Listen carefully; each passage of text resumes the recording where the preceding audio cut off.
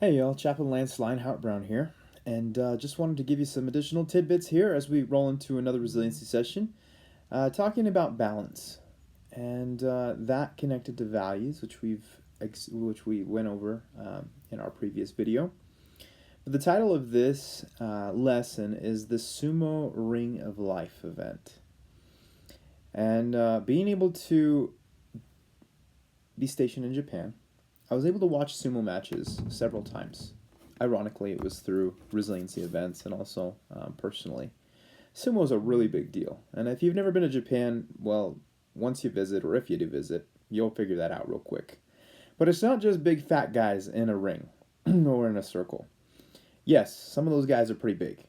But there's more to it than that. Sumo wrestlers actually are some of the most disciplined athletes that you could imagine, that you couldn't even imagine, based on their lifestyle, their lodging, their communal living, the amount of calories that they eat, the type of exercises that they do, their holistic spiritual practices. There is a lot that goes into being a sumo wrestler. Not just anybody can do it. In fact, it's very rare that any Western individual is able to be a sumo wrestler. There's been a couple of them, but it's quite a bit to go under the rigors of such training. Sumo wrestlers understand that they have a duty to others, a duty to their religious entities, and a spirituality that is entwined in everything that they do. And it's been said by one of the great sumo wrestlers that the greatest significance of Japanese wrestling is that harmonious blending of profound religious sense of courtesy with a wholehearted struggle of contestants mobilizing all their mental and physical resources. Because getting into the ring isn't just a physical thing, it is a mental thing as well. It is a spiritual thing as well. There's a lot of significance between a sumo match. Even the way it's laid out in terms of the platform, the sand, the ring itself. There's cardinal directions of north, east, south, and west in representation of that ring. There's the clouds above, the sand below, and the sand that is stepped upon is some of the purest that they can absolutely find. It shows that you're stepping into this match with a worthy opponent, and there's a lot of intentionality. Oftentimes, the sumo wrestlers will pinch a bit of salt and throw it into the ring as a form of preparing themselves in purity, salt, before God and before their opponent. And how often is that a awesome just image of how we, when we are struggling with something, ought to prepare.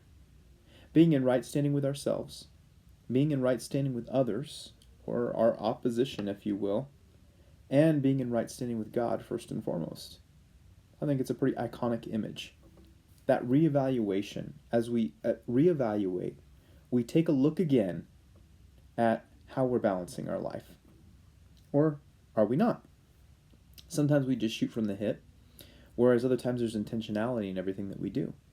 I think having that balance and being able to be mindful of these things is part of the steps towards having a more resilient life and a resilient force.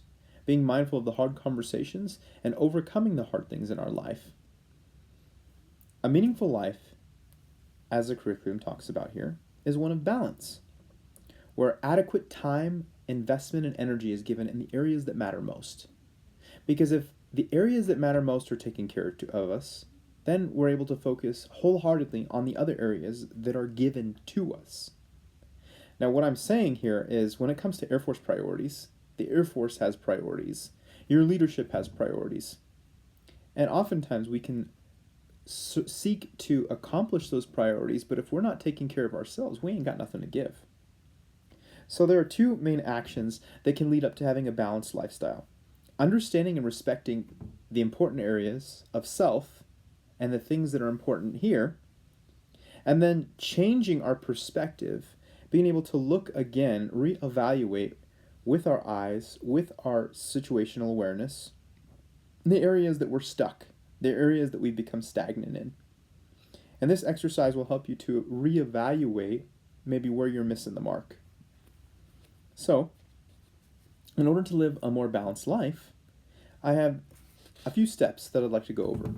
The first one is that when you're completing this worksheet and evaluating the times where you focus and invest your energy, I'd like you to become aware and truthful with yourself. There's no sense in lying to yourself, but take an inventory. That's the first step, is take an inventory. And again, as I mentioned before, number 2, be honest. There's no sense in lying to yourself, but when you're honest with yourself, that's where there's ground to actually move in a direction that you desire. Thirdly, there's a sense of knowing and listening to what your gut is saying. In biblical terms, there's that gift of discernment, that spidey sense, if you will, for those that have accepted, in my faith, Jesus, who gives that extra vision to see things outside of our own box. Fourthly, planning and preparing. In order to pay more attention in these areas, we need to make time, we need to cut time out of our schedule, we need to adjust so that we're not people-pleasing and overwhelmed and doing nothing for ourselves and everything for everybody else. And then when we have that perspective, we can actually make plans to change. Fifthly, making changes is hard. And having a social support, having others to encourage us, can be a helpful thing. Sixthly, balance.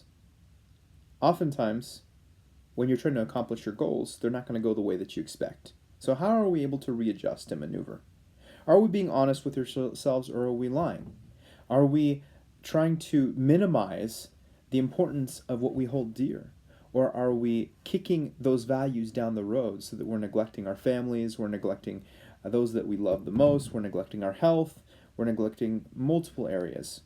Having a sense of balance and moderation. And seventh, have fun.